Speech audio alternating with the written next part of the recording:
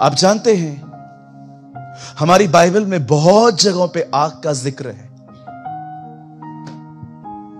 बहुत सारी जगहों पे। सबसे पहले बाइबल आपको आग के बारे में बताती है अदन की वाटिका में, जहां पर जीवन के वृक्ष के आसपास ज्वालामय तलवारें घूम रही थी।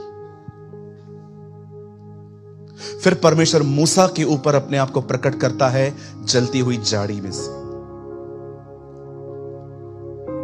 लेवी व्यवस्था में जब मंदिर में आग लगती है तो पता है ये आग कहां से आई थी? आराम से पढ़ के देखिए, ये आग स्वर्ग से आई थी और उसका थोड़ा सा हिस्सा लेकर धूप जलाया गया था। इसीलिए उस आग को हमेशा जलने के लिए कहा गया था। इसलिए याजक अपनी ड्यूटीज को चेंज करके वहां आते थे ताकि वो जो आग है वो जलती रहे।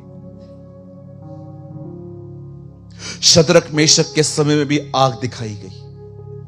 इवन बाइबल कहती है, यूहन्ना बपतिस्मा दाता ने कहा, मैं तो तुम्हें पानी का बपतिस्मा देता हूं, लेकिन जो मेरे बाद आने वाला है वो तुम्हें आग और पवित्र आत्मा का बपतिस्मा देगा। और हम देखते हैं वो आग और पवित्र आत्मा का बपतिस्मा पेंटिकॉस्ट के चैप्टर 2 प्रेरितों के काम 2 अध्याय में लिखा है। उनके ऊपर आग की जीभें आई। आप जानते हैं परमेश्वर आप में से हर एक के लिए यह चाहता है कि आप जलें, आपके पास आग हो। ये आग फिजिकल नहीं दिखती। आग का दूसरा मतलब, दूसरा नाम है पैशन। कहिए जुनून।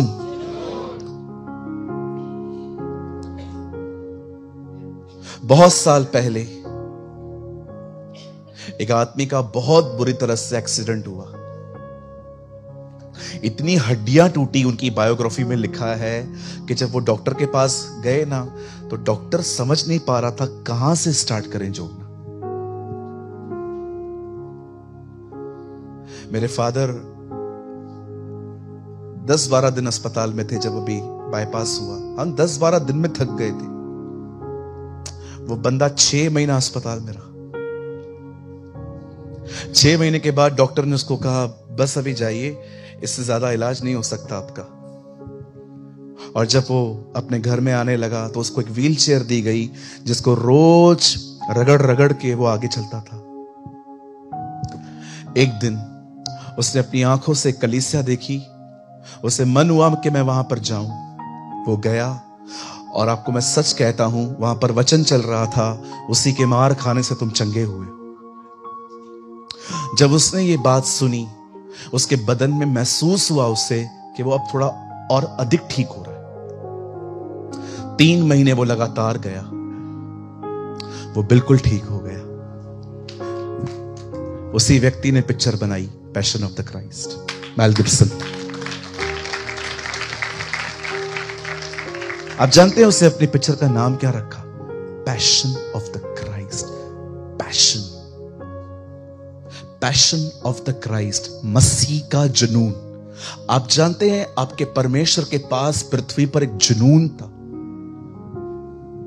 वो जुनून पता है क्या था? आपके लिए मरना, आपके लिए मर जाना। मैं आप में से हर एक से पूछना चाहता हूं, जवाब दीजिए, कोई है इस कायनात में जो उसे मार सके?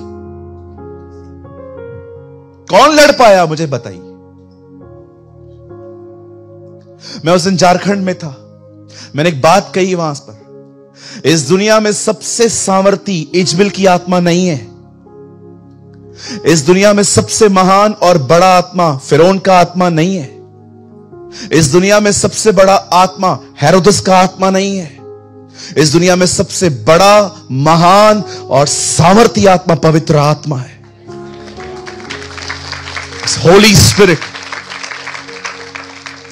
मैं आप में से हर एक को कहना चाहता हूं, यदि आप आज यहां पर आए हैं और अगर आपको कोई भी बीमारी है, मैं आपको कहना चाहता हूं, कोई चीज उसके सामने बड़ी नहीं है, कोई चीज उसके सामने महान नहीं है। आप जानते हो परमेश्वर चाहता है कि आप में से हर एक के पास जिंदगी जीने का एक मकसद हो, एक जज्बा हो।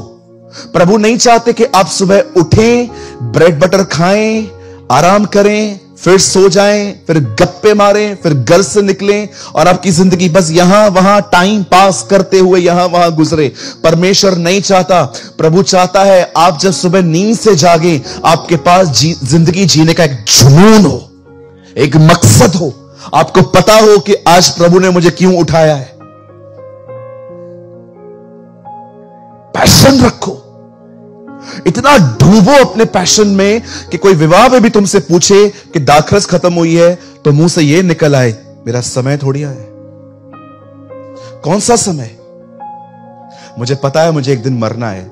मैंने तुझसे ये नहीं पूछा कि तुझे कब मरना है, मैंने पूछा दाखरस खत्म हो गया। वो इतना अपने पैशन से जुड़ा हुआ था कि उसके मुंह से ये बातें निकल आती थी।